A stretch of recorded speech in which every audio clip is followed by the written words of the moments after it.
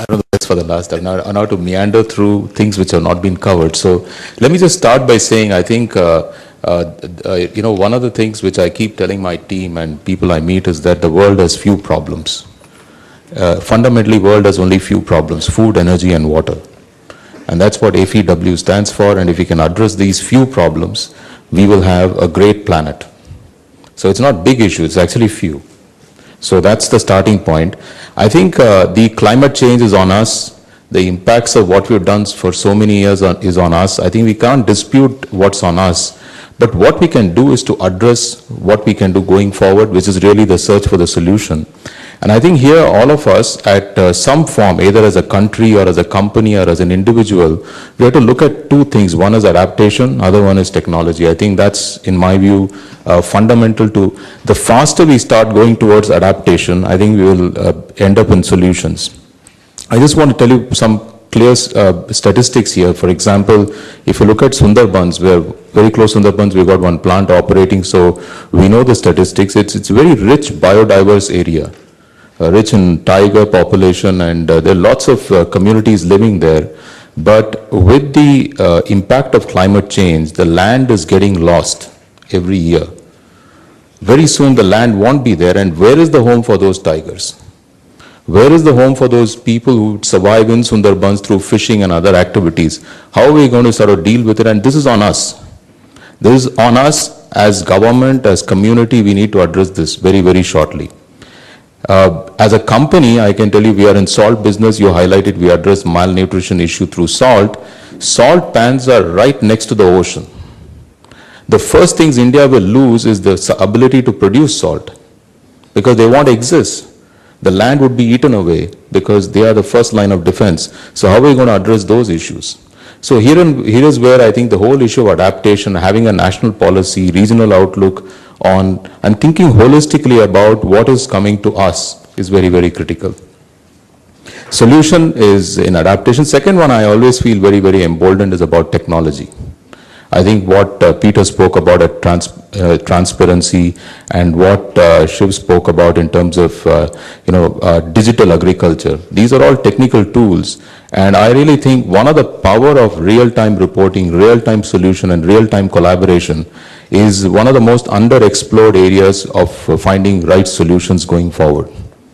And there the power of technology is going to unleash itself in forms which we have not known, provided we are creative about what we are looking for in terms of how we collaborate with each other, how we work together with each other, how do we look for solutions and then implement them quickly. When I look at these issues, then I would say we need to address them broadly at three levels. And I would say first at a personal level, what are we doing individually as a person? We can go and talk about the nation and start talking about the company. I think individually each one of us has a duty to say what kind of a lifestyle are we leading. You spoke about Delhi. Delhi built one of the finest public transport systems. And I still can't figure out why can't, even if it's slightly more troublesome for you, if people take it on themselves, we will travel more by metro. And government takes it a point, we're going to increase the amount of people traveling by metro. It will, over a period of time, reduce the stress on the roads. I think that must be at an individual level as much as government level. Government can build this infrastructure, but if nobody is using them or it is overcrowded, there's no pushback from the consumers, you're not going to get a change. Take this room, for example. Why should the room be cool to a level where we need jackets? It can be warmer. We can all sit without jacket, and why can't it be a policy even at the level of the convention organizers? Lastly, I look at this plastic bottle every time when I consume water, and I sort of feel that why can't we, if this is a sustainability conference, the first thing we should be doing is that we will not keep plastic bottles here. But I think it's those simple, small decisions we need to focus on at personal level. Then at group level, I think we can mobilize very much. I can tell you in Delhi itself, I'm happy, that Delhi is probably polluted. You gave a lot of statistics. I'm really happy, delighted. It's a big opportunity if your capital city is polluted. Beijing being polluted is a big opportunity because you can quickly raise the alarm bells and get people to call to action and collaborate.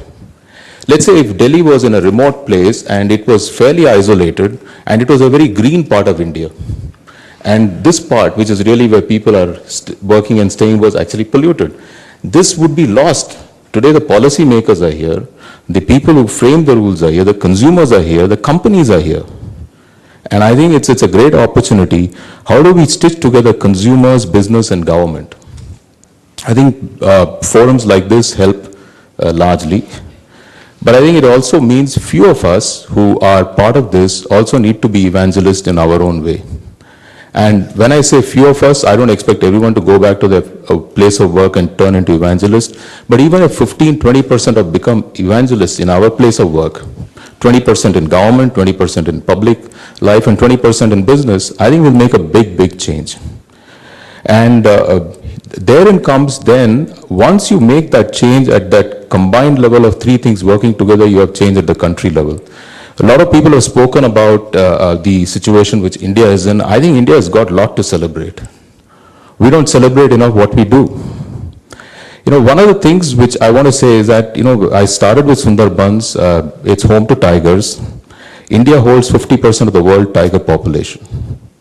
The number has been increasing. It's a dismal 2,200. You can count as in, you know, thousands. We have one of the largest leopard population. We are one of the three biodiversity hotspots in the world. 7.6% of mammal population and 12% of the avian population, 6% of the reptile population and 11% of the fish population is in India. And that's a rich place to start. So I want to turn this entire debate more positive to say it's not gloom and doom where you got so many people, 1.2 billion. We also have so much of diversity and biodiversity. I think it is important for us to capitalize on this and showcase how we can make the change. Exactly what Peter said in terms of this probably will be the one part of the world where there can be a shift where biodiversity can coexist with development. And it's a unique opportunity which has been presented to us. If the same shift was happening in Sahara or some other place where the biodiversity is very less and the richness is less, it would not make a big difference. But here is a living example of how we can move forward. So at that point, I would just want to say that each company does its own way, and our company, we decided let's not start very big. We are manufacturing, as you said, and we said engineers get it all the time. You talk about energy efficiency, they get it all the time. They can see the dollars coming through in terms of cost savings, they can go and work. The first thing we started focusing is every company needs to go and focus on energy efficiency. That's the good starting point, and start reporting how are you doing on energy per output of whatever you produce. Two things which we didn't measure well in the past, but now we've started to measure well is carbon and water. So we started measuring it. We said, let's put measurements in place. If you don't measure, you don't know what you're going to act on. And after a year of measurement, we then said, what are the ways we can sort of improve the efficiency of what we are doing? How can we improve? What is the roadmap to improve? And now recently we've started to educate the finance community. Because the finance community and the boards and the operating leaders have a big role to play on decisions which was highlighted, those decisions which will impact us 10 years from now. Are they factoring these elements into those decisions? So that the future investments being made for future are the right stuff. So I think we all need to start small. We have a long way to go. I certainly believe that there are fantastic examples of companies and countries which have done exceedingly well. We should learn more from those examples.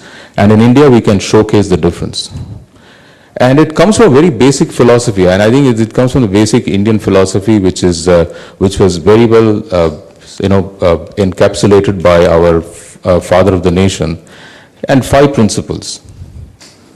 And his first principle was Satya, which is to speak the truth. So let's not hide the fact, let's always state the facts and speak the truth. At least we know where we are starting. Second is fundamentally believe in ahimsa, which means you're not going to destroy, destruct, impact negatively.